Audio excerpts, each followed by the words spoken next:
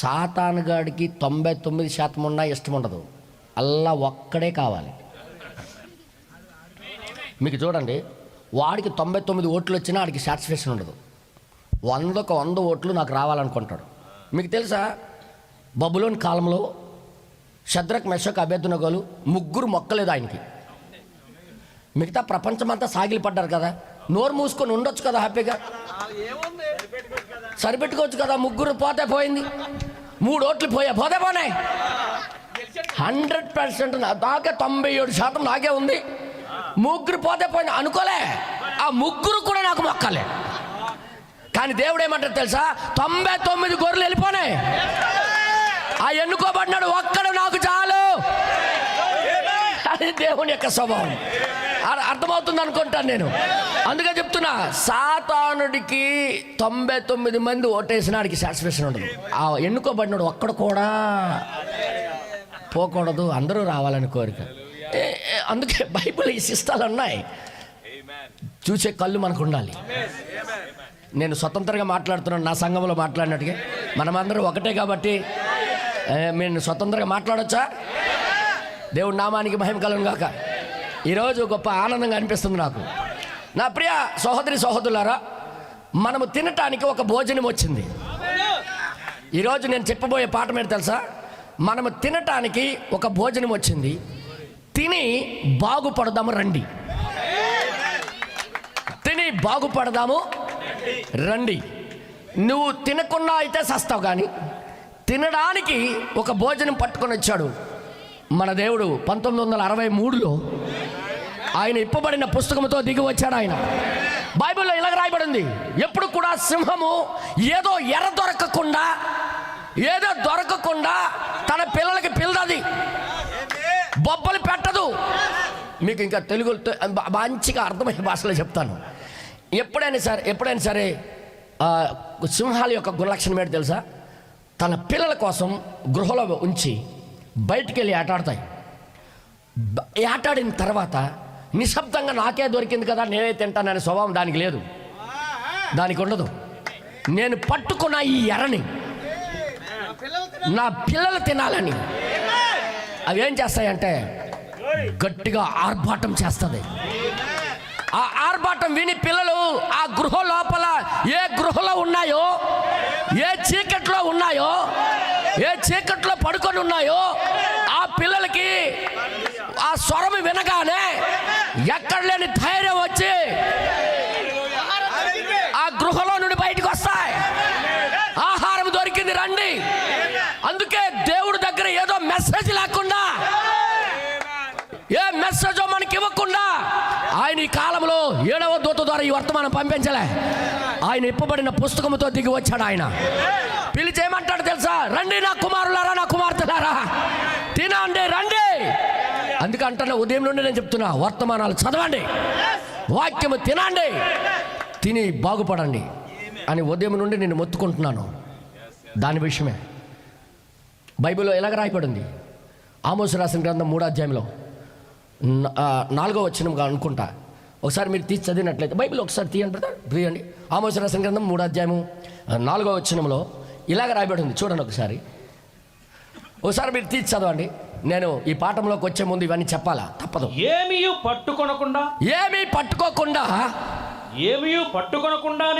ఏమీ పట్టుకోకుండానే కొదమ సింహము గుహలో నుండి బొబ్బలు పెట్టునా. అసలు బొబ్బలు పెడతాది అది. ఏం పట్టుకోకుండా మన దగ్గర ఏ లోపం లేకుండా కూటాలు జరుగుతాయా? మీకు ఇంకా అర్థం కాదు, మరోసారి చెప్తున్నా. మనం ఇంకా లోపంలోనే ఉన్నాం.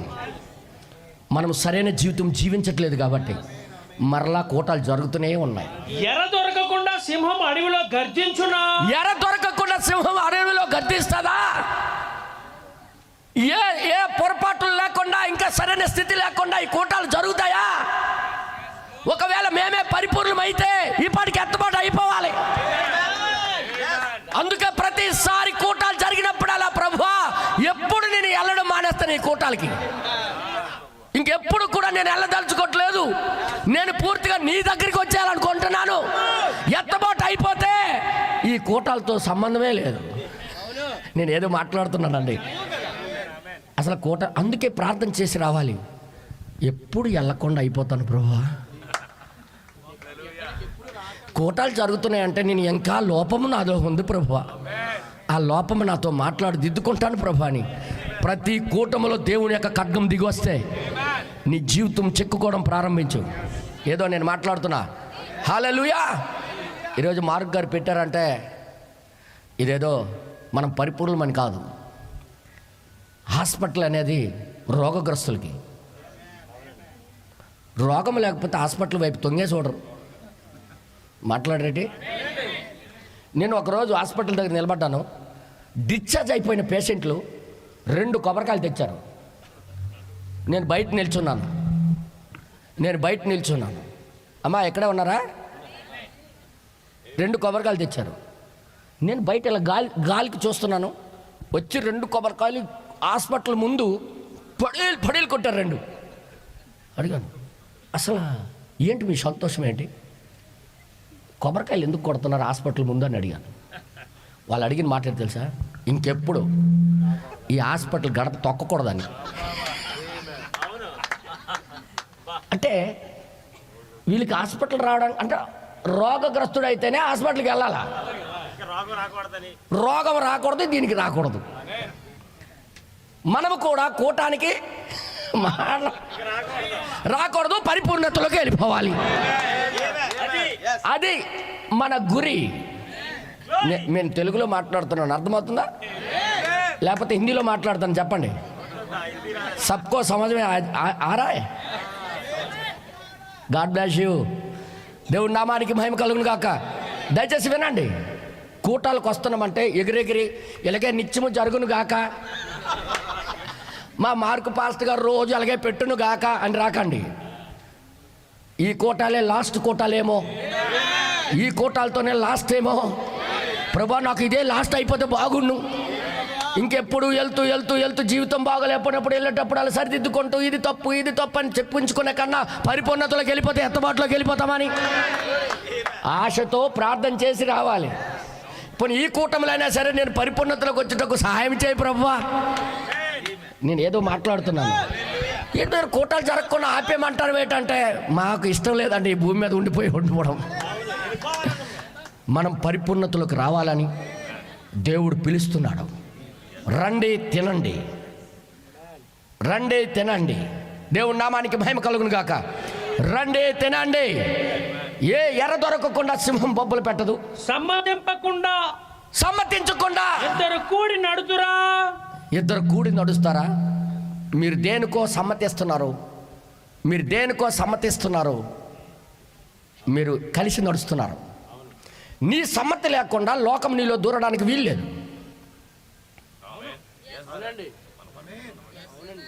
చాలామంది అంటుంటారు, లోకం అంటే నాకు పట్టేసింది, లోకం నన్ను దూరిపోయిందండి. అరే నువ్వు సమ్మతించకుండా గేటు తీయకుండా ఎవడొచ్చేస్తాడు? కోరుండి నీకు ఇష్టపడే నువ్వు తీసావు గేటు. చాలామంది బ్రదరు లోకము నాకు చాలా శోధించింది బ్రదరు, చాలా బలవంతంగా పట్టుకుంది. అలాగ జరగదు. దెలీలా ఈయన లోబడినంత వరకు సంసోన్ ఆమె ఏమీ చేయలేకపోయింది. ఆయన లోబడ్డాడు కాబట్టి ఆయన బలం అవతలోడికి తెలిసిపోయింది. వింటున్నారా? సమ్మతించకుండా ఇద్దరు కలిసి నడుస్తారా? నో, జరగని పని. నువ్వు సమ్మతిస్తేనే నీ దగ్గర ప్రాబ్లం అవుతుంది. సమ్మతించకుండా లోకం దూరిపోద్దా? సమ్మతించకుండా నువ్వు చల్లబడిపోతావా? సమ్మతించకుండా నువ్వేమో పర్ఫెక్ట్లోకి రాకుండా ఆగిపోతావా? నో, జరగని పని అన్న. నువ్వు గేట్ తీస్తేనే నీ ఇంట్లోకి ఎవడైనా రాగలడు. నువ్వే తాళం వేసేస్తే ఎవడు రావడానికి వీల్లేదు.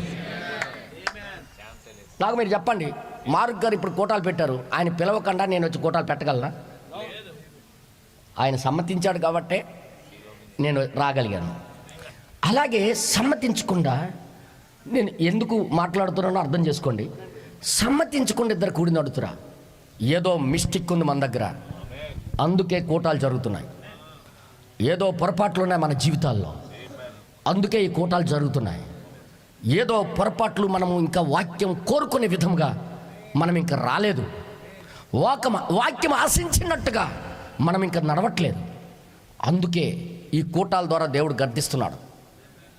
జాగ్రత్తగా వినండి, జాగ్రత్తగా మీరు పట్టుకోండి దేవుని యొక్క ప్రణాళిక ఏంటో. ఓకేనా? ప్రవక్త భూమి మీదకి వచ్చి మనకి వాక్యం అందించడం ఎంతమందికి సంతోషం? ఒకవేళ ప్రవక్త రాకపోతే మనం గుడ్డోలంగా బతికేవాళ్ళం. ఇక అర్థమైనా? గుడ్డి భక్తి చేసేవాళ్ళం, అసలు బైబిలే తెలియకపోను. కానీ నాకు మీరు చెప్పండి, మీకు ఒక క్వశ్చన్ వేస్తాను, మీకు ఒక ప్రశ్న వేస్తాను. ఇప్పుడు ఈయన సమూయేల్ ఆ కొమ్ములో తైలం పూసుకొని ఆ గ్రామానికి వెళ్తున్నప్పుడు ఆ గ్రామస్తులు ఎందుకు భయపడ్డారు? ఎప్పుడైనా ఆలోచించారా? నేను ఎందుకంటే ఆలోచింపజేసే మాట్లాడుతున్నా. ఒక మాట రాయబడిందంటే దానికి జవాబు దొరికినంత వరకు బైబిల్ చదవాలి. జవాబు దొరికినంత వరకు. ఏదో అయి ఉంటుందిలే అని రాజీ పడిపోయే స్వభావం దేవుడికి గట్టలేదు. జవాబు దొరికినంత వరకు బైబిల్ చదవాలి, ప్రార్థన చేయాలి. నా ప్రియ సహోదరి సహోదరులారా, ఆ ప్రవక్త రావడము, ఒకవేళ నా బ్రహ్నాం గారు మా ఇంటికి వస్తే, నేనేదో మాట్లాడుతున్నా, నాకు బాధ వేస్తుందా, భయం వేస్తుందా, లేకపోతే ప్రేమిస్తానా? ఏం చెప్పాలో అర్థం అవట్లేదు. ఒకవేళ ప్రేమిస్తామంటే దేనికి దొరికిపోతామో భయం. భయం వేస్తుందంటే మరొక భయం. దేనికి భయం వేస్తుందని అడుగుతారు. అదే అదే అదే కదా నేను అంటుంది. అందుకే మనసు పెట్టి బైబిల్ చదివేటప్పుడు దాని వెనకాల దేవుని యొక్క మర్మం తెలుస్తాడు ఆయన. నేను మరీ చెప్తున్నా, ఆ ఊరోలు సమూయేలు ఎల్లుట చూసి గచ ఉనికిపోతున్నారు. ఇక ఏమని సార్ మీరు సమాధానంగా వస్తున్నారా, లేక ఏదో మా ఊరికి తీర్పే తీసుకొని వస్తున్నారా? అంటే ప్రవక్త వచ్చాడు అంటే రెండు కార్యాలు ఉంటాయి, రెండు పద్ధతులు ఉంటాయి. ఒకటి తీర్పైనా రావాలి, లేదా కృపైనా రావాలి ఆ ఊరికి. ఈరోజు మాకు మీరు చెప్పండి, ప్రవక్త వచ్చాడు అంటే ఇతలు కృపైనా మనకు దొరకాలి, లేదా జడ్జిమెంట్ తీర్పైనా మనకు ఆ భయముతో వాళ్ళు సమాధానంతో అడుగుతున్నారు. సార్ అయ్యా ప్రవక్త గారు, మీరు వచ్చే పద్ధతి ఏం సార్ మీరు నిజంగా మా మీద కృప పట్టుకొని దయతో వస్తున్నారా, లేక మా ఊరోళ్ళు తప్పు చేసిన ఏదో మేమందరం తప్పు చేసిన దాన్ని బట్టి మాకు శిక్ష ప్రకటన చేయడానికి వస్తున్నారని అడుగుతున్నారు వీళ్ళు. అసలు ప్రవక్త రావడంతో ఇంత భయం దేనికి? వారికి తెలుసు రెండు కార్యాలు ఉంటాయి. ఒకటి ప్రవక్త వస్తే మా మీద తీర్పైన వచ్చేయాలా, లేదా కృపైన రావాలి. ఎందులో ఉన్నామో వాళ్ళు అయోమయంలో ఉన్నారు. ఇందులో ఉన్నారో అందులో ఉన్నారో వాళ్ళకి పూర్తిగా తెలియదు. కానీ ఈరోజు మనకి క్లియర్గా దేవుడు చూపించాలనుకుంటున్నాడు. ఎంతమంది సంతోషంగా ఉన్నారు? ఎంత ఆనందకరమైన విషయం. అందుకే ఈరోజు మీకు వర్తమానంతో కొద్దిగా ముంచాలనుకుంటున్నాను. ఉదయం చెప్పాను, ఆ బకెట్ తేనెలో ఎలుగుబంటి ములిగినట్టుగా ముంచాలనుకుంటున్నాను. ఈరోజు సంఘానికి కావాల్సింది అదేనా? చాలామంది పైన ఈదుతున్నారు ఈ వర్తమానాన్ని పట్టుకొని.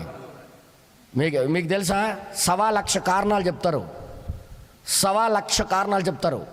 అక్క ఈరోజు ఎందుకు వర్తమానం చదవలేదంటే, చెప్పనా, బట్టలన్నీ నేనే ఉతికాను ఈరోజు. First dialogue. ఒకవేళ భర్త భార్యకి అడిగితే భార్య ఏం చెప్తుంది సమాధానం?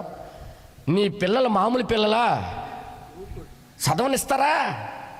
నీ పిల్లలు, ఈ అమ్మకు పుట్టలేదు అంటే ఆ డైలాగ్ నేను విని ఈ 23 సంవత్సరాలు ఫుల్ ఎక్స్పీరియన్స్ అన్న నాకు.